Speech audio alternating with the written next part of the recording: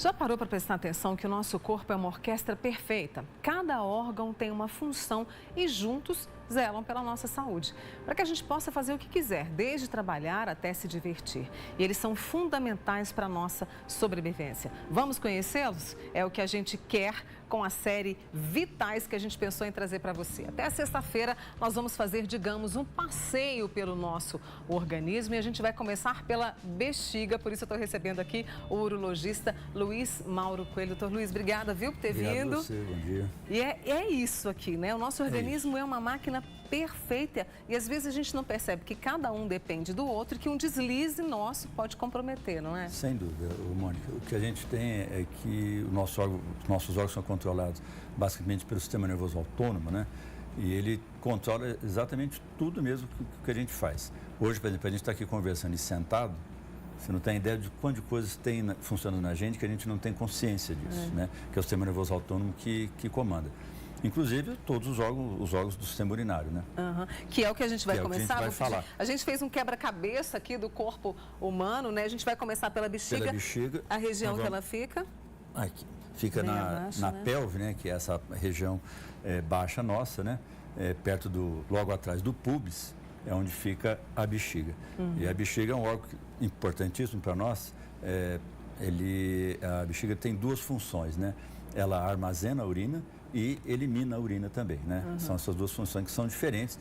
E nós temos doenças também que prejudicam o armazenamento e doenças que prejudicam a eliminação da urina. Tá? No caso, por exemplo, se eu tenho algum probleminha, sei lá, problema de coração, isso vai interferir no funcionamento da bexiga? Não. Assim, a bexiga, como ela tem essa função porque você não tem que ficar indo ao banheiro toda hora, porque funciona assim, o rim produz urina 24 horas por dia, tá? O tempo todo, à noite produz um pouco mais, mas é 24 horas produzindo urina. Então, se dependesse só do rim, se a gente não tivesse a bexiga, você teria que ficar ou molhado ou teria que ficar indo no banheiro a toda hora. Então, a bexiga tem essa função, ela armazena a urina, né? Até 300, 400 ml, quando mais ou menos em torno de 250 começa a dar a primeira vontade na gente de vontade de fazer xixi. Se você puder ir, muito bem, você vai ao banheiro. Se não puder, você interrompe aquele estímulo, né? Aquele estímulo que foi dado e você espera mais um pouco para poder ir ao banheiro. Essa é a fase de armazenamento. Então, você vai armazenando até a hora que você pode, no ambiente que você tiver, para você poder ir ao banheiro. E depois a fase de eliminação da urina, que é a micção propriamente dita. É a hora que você consegue liberar para você poder urinar. E aí, o cuidado que eu tenho que ter para que essa bexiga funcione muito bem, ela está ligada ao rim, então. Sim, ela está ligada através de dois canaizinhos, chama ureter, que só tem a função de levar a urina do rim para a bexiga. A urina chegando na bexiga, ela começa a bexiga tem todo um revestimento que suporta a acidez da urina, né? O pH da urina mais ou menos em torno de 5. Então, é um líquido ácido, tem que ser, porque isso é bactericida. E ela vai armazenando aquilo e na medida que você vai vai acumulando a urina dentro da bexiga, você vai tendo vontade de urinar, o desejo de urinar. E aí você vai, na medida que possível, você pode urinar. O problema é assim, se ela não funciona bem, você pode ter problemas principalmente no rim.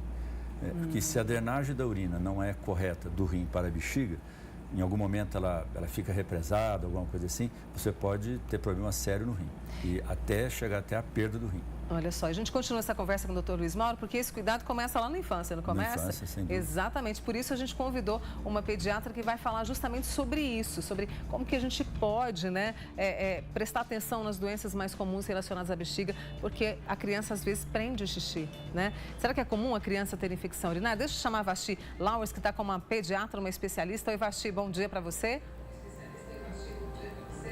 Pois é, Mônica, todas essas questões passam certamente na cabeça dos pais, desde lá o começo, quando eles são obrigados a lidar com esse assunto que é na hora do desfraude, que dá um trabalhão danado. Deixa eu conversar aqui com a doutora Lídia, que vai ajudar a gente a entender um pouquinho mais até quando é normal, como a gente pode lidar melhor com isso.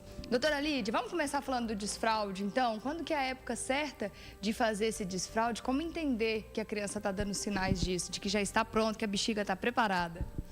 Bom dia. Mais ou menos por volta de 2 anos é a idade que a gente recomenda o desfraude. Algumas mães começam antes. Então, algumas crianças por volta de 1 ano e meio já dão sinais. Elas já se incomodam com a fralda, começam a puxar, elas já têm a capacidade de andar tranquilamente até o banheiro. Então, não pode ser crianças que demoraram a andar. Elas já falam, né? Xixi, cocô, porque tem criança com 1 ano e meio que nem fala ainda, né? Então, pode ser feita a partir de 1 ano e meio. Mas se você me perguntar uma idade mais realista, 2 anos. E começar com muita calma. Não tem que ter pressa, tem que ir no ritmo da criança. Algumas vão ser mais cedo, outras vão ser mais tarde. Isso não significa que a criança é mais capaz ou menos capaz. É simplesmente a maturação dela que está pronta ou não neste momento. E uma hora todo mundo vai aprender isso. As crianças não vão ficar usando fraldas para sempre se os pais não ensinarem. Não, ela vai entender. Sim, na verdade, quanto mais tarde a gente deixar, vai ficar até mais fácil. A gente não deixa porque é uma questão social a retirada da fralda, né? Então, por volta de 2 a 4 anos, todas as crianças vão aprender a ter esse controle do xixi, principalmente durante o dia. À noite, às vezes, dá um pouco mais de trabalho, né? Então, a gente espera que a maior parte das crianças seja capaz de controlar o xixi à noite, acordar de manhã com a fralda seca e não fazer xixi na cama. Algumas crianças passam de 5 anos ainda fazendo xixi na cama. Mas não é uma questão de uma patologia, é uma questão de um atraso na maturação. Então, algumas crianças, elas têm, por exemplo, igual o doutor estava comentando, a gente produz uma quantidade de urina e a gente tem essa capacidade de reter, de guardar. Aí vem um aviso, né? Precisa ir ao banheiro. A criança está dormindo e às vezes o sono dela é tão pesado que o aviso não chega, não desperta ela. Então ela faz na cama e não consegue se despertar para ir ao banheiro. E às vezes o sono é tão pesado que elas continuam dormindo mesmo depois de terem urinado. Mesmo estando molhadas, elas não acordam. Então isso depende, por exemplo, na questão do despertar. Às vezes o hormônio antidiurético daquela criança não funciona tão bem à noite. O que acontece? À noite a gente produz menos urina. Não dá para ter a mesma produção de dia. E aí chega à noite, essa criança não diminui a produção, ela mantém a produção de urina. E aí ela faz mais, retém mais urina e não é capaz de guardar. Acaba escapando também na cama. Agora, falando das infecções urinárias, como a Mônica estava dizendo, como é que a gente identifica isso na criança? É mais comum mesmo que aconteça infecções urinárias na infância? Então, nós temos, na verdade, 2 tipos de infecção urinária na criança. No bebê até 2 anos e na criança acima de 2 anos. O bebê até 2 anos, ele não localiza, ele ainda não tem controle do esfíncter, então ele não vai ter aqueles sintomas clássicos de falar que está com vontade de estar com dor para fazer xixi, que está incomodado, ou de querer ir no banheiro toda hora picadinho, né, fazendo só um pouquinho. Então, a criança abaixo de 2 anos, ela tem febre, irritabilidade, ela tem baixa no ganho de peso, então são sintomas mais gerais.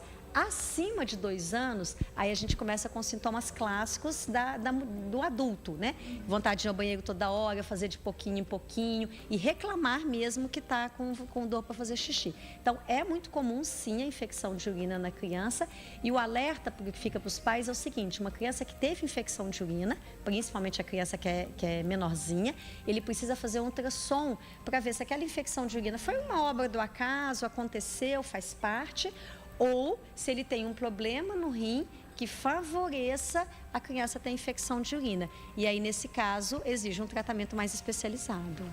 Maravilha, Mônica. E muitas explicações aqui sobre como funciona esse nosso órgão vital, a bexiga, desde a infância, né?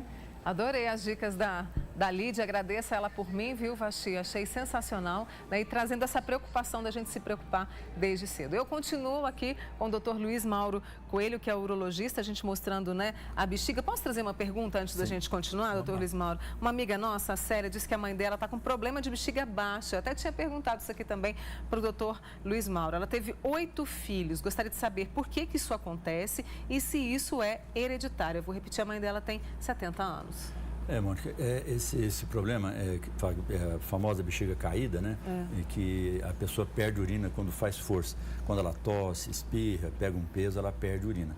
E essa perda de urina, ela não tem como a gente quantificar, né? Isso é muito variável entre as pessoas. O fato de ter tido 7, né? 8 filhos. 8 filhos, 8 gravidezes, provavelmente com 70 anos, uma boa parte ter sido parto normal. isso acaba levando um relaxamento dos ligamentos que sustentam a bexiga.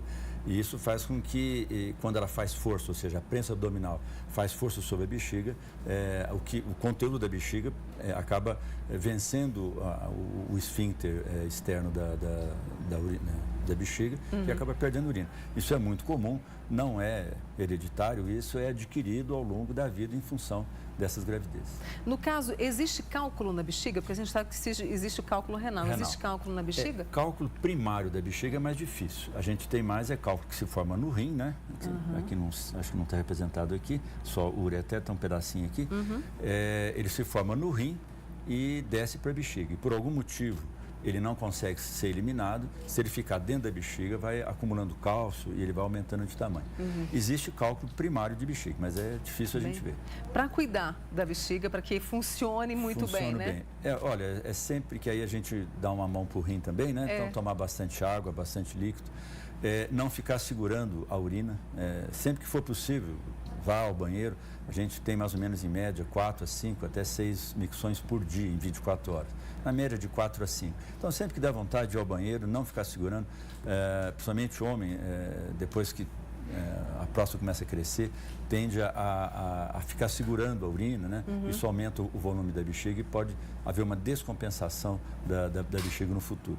Então, tomar líquido e urinar sempre que possível. E aí eu vou evitar a infecção urinária, que é chatinho? Isso, infecção urinária, que mais comum é a feminina, né? O homem tem também, mas a partir dos 50 anos, de novo por causa da próstata, né? É muito chato. Então, se você fica segurando muito a urina dentro da bexiga, se porventura alguma bactéria entrou para dentro da bexiga, ela ficando lá dentro, você está dando chance para que ele se reproduza. Então, sempre vá ao banheiro e tenha os cuidados de higiene comum e é isso. Acho que a bexiga é um órgão até relativamente fácil a gente ter uma saúde, vamos dizer assim, da bexiga. Muito bem. É o Dr. Luiz Mauro Coelho com a gente aqui hoje, urologista, começando essa série sobre vitais para que a gente possa conhecer o nosso corpo e entender que mesmo aqui paradinhos ele está trabalhando e muito. Bastante. E a gente vai preencher ao longo da semana esse quebra-cabeça e vamos fazer um passeio pelo nosso corpo humano. Obrigada, viu, Luiz Mauro? Obrigado, mais Mônica. uma vez sempre com a gente aqui. Obrigada pela sua generosidade, viu? Obrigado. Boa semana para você.